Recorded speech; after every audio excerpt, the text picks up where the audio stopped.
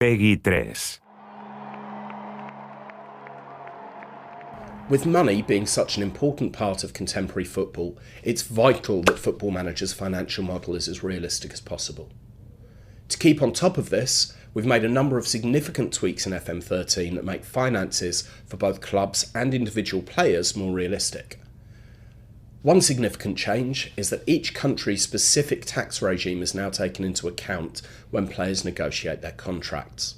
So if two clubs in countries with different tax rates are offering similar wages, the more mercenary players will factor that in and choose to go with a country with the lower tax rate. You can now see an estimation of what players will be paid after tax at the bottom of the contract negotiation screen, so it's worth doing some homework now on tax regimes to see how this can help or hinder you, depending on the country that you're planning to manage in. We've also spent a lot of time looking into the effects of the current recession on global football, and we've dug deeply into the finances of dozens of clubs at different levels from around the world. All of which has not only led to FM13 having a more accurate financial model, but it also adds an extra element of challenge.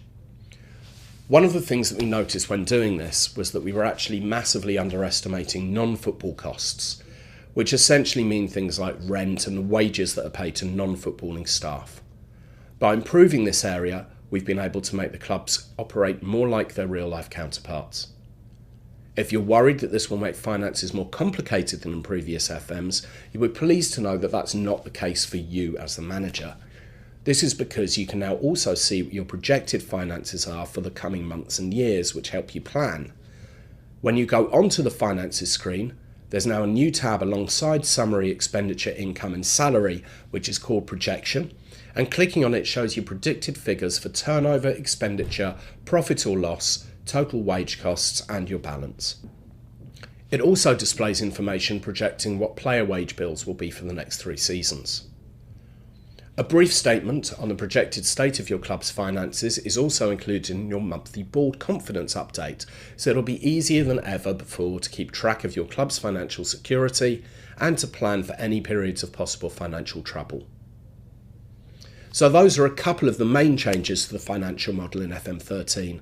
We know you'd rather spend your time thinking about what goes on the pitch rather than what goes on the balance sheet, but you know what they say, look after the pounds and the points will look after themselves.